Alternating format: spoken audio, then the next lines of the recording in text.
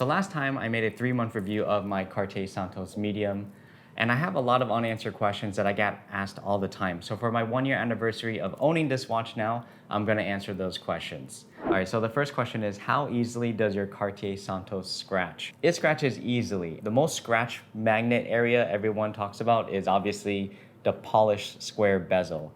That is gonna scratch the first moment you put it on your wrist, and you're just gonna have to kind of accept that. When I first got this watch, the first week I had it, I was super careful with it, but I still ended up with a scratch somewhere. It could have easily been anywhere, like from sticking my hand in my pocket, because sometimes you don't know your clothing can have like lint or dust and scratch the watch.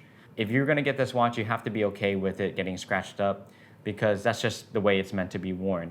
The other areas that it's scratched up for me are on the bracelet, which I'm usually pretty careful on the bracelet, because if I'm like doing computer work, I usually don't rest my bracelet on the table, or I'll just take off my watch entirely. So the bracelet area is pretty good for me. It's usually just the bezel. But besides that, like all the little hairline scratches, I usually don't see them unless they're in like bright, harsh sunlight, like overcast lighting or like white lighting. I usually don't see it. Dim lighting, I don't usually see it. So the scratches don't really bother me because of that. But if that's something of really big concern for you, then the large version, the ADLC version might be good, or just look at an alternative watch. If there's one thing you could change about the Cartier Santos, what would that be?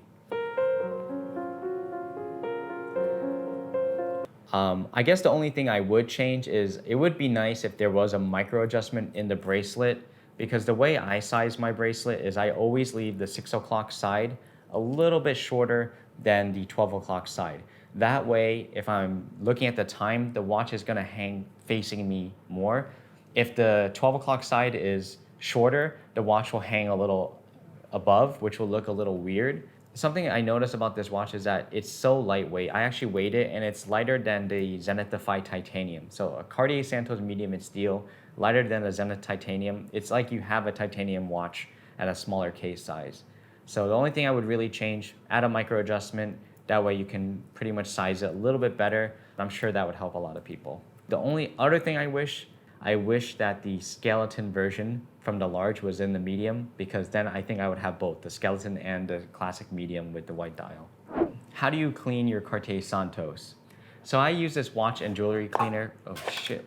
So I use this watch and jewelry cleaner from Cartier that has a cloth, a brush, and a solution for cleaning the bracelet. But if you don't have this, you can just use an old toothbrush, a soft cloth, and then also a soap with no detergent or no chemicals, like just a clear soap. And basically what I'll do is I'll remove the bracelet, and then I'll spray the solution all over the bracelet, and I'll use that brush to clean in between the links. Usually in between the links is where dirt and hand sweat gets stuck. And then I leave that for about 3 minutes. And then I take the case, make sure the crown is pushed in, and then just turn on some like cool water and just rinse the top of the case. If you're really worried about like scratching the bezel while you're cleaning it, you can use like these disposable task wipers. So that way they never really have lint on it, because you just use it to wipe the top of the case. And then when you're done with it, you can just throw out the task wiper. I'll link it down below. But then I also use the brush to just kind of clean the sides of the case, the more brush areas. And then after the bracelet's been soaking for about 3 minutes, I've rinsed that with cool water. And then I just use the brush one more time to just clean out any little areas. And then the bracelet will look a lot shinier. And then I strap it back onto the case, and that's about it. Can you buy a new bezel? My guess is that it's probably doable, but I don't have a clear confirmation for that. What I plan to do is, when my watch needs a service, maybe 5-6 years down the road, when I send it into Cartier, I will request a polishing. And usually Cartier does a light refinishing on the watches when they service them anyways. So I can just request it if they can polish the bezel and see what the options are available then. But anyways, every time you polish your watch, you're basically removing a layer of metal. So I don't recommend polishing your bezel like every month, or polishing your watch in general every month, because you're gonna just like end up with a lot less metal on your watch.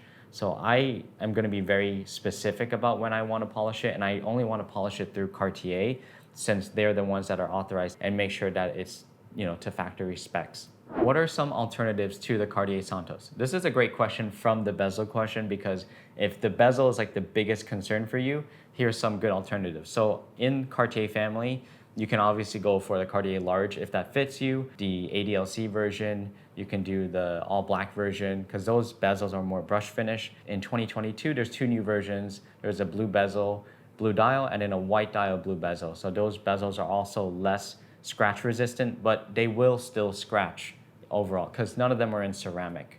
But before I got my Santos, I had some other contenders, but the biggest contender for sure was the Omega Aquaterra 38 millimeter. When it came down to the decision if I was going to get the Aquaterra or the Santos, for me the Santos won just because of the design.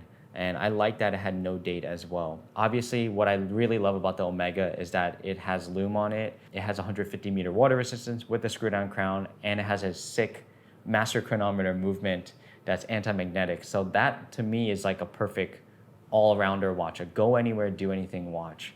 But the Santos, I never had a watch that was just as known for its bracelet as it was known for its dial or its case. And I just felt like the entire package of the Santos was better fit for my lifestyle. And anyways, both of those watches fit, go anywhere, do anything. It's that one watch collection. If you only had one watch, that would pretty much satisfy all of the scenarios you get yourself into. I already have the Cartier tank. Should I still get the Cartier Santos? The answer is still gonna depend on you and what you need in your collection, but if you think about it this way, in the current Cartier catalog, there's not a lot of watches that have 100-meter water resistance. The Cartier Santos medium and large are one of the few watches that do that.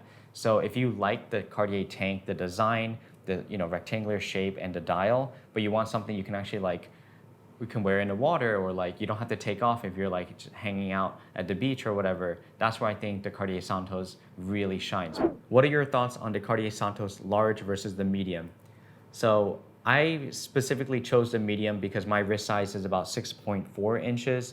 And even though the medium on paper says 35.1 millimeters, with the bracelet, it actually wears more like a 38 millimeter watch. And that's usually my sweet size.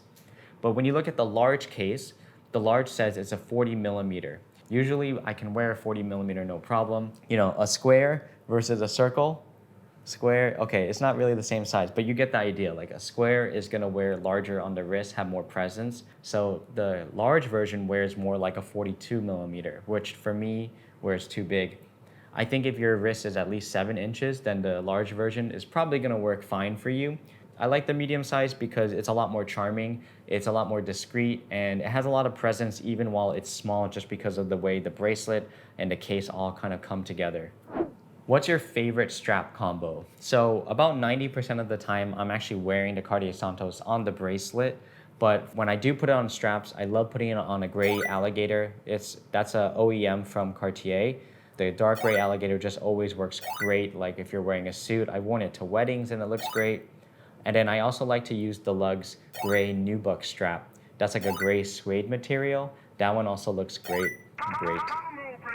The reason I love the gray straps the most is just because it kind of simulates the look of the bracelet, the same neutral tone. But besides that, my other favorite strap, color-wise, is actually the green alligator. That green alligator just really pops on the wrist, and I think it looks great. Oh, and to follow up that question, where can you buy other Cartier straps? So Delugs has a whole custom program for making Cartier straps. He's been able to integrate the same system because Cartier has that quick switch system. Delugs was able to find a similar system and fit them perfectly. On top of that, you can also go to your nearest Cartier boutique and you can order alligator or calfskin straps directly there as well.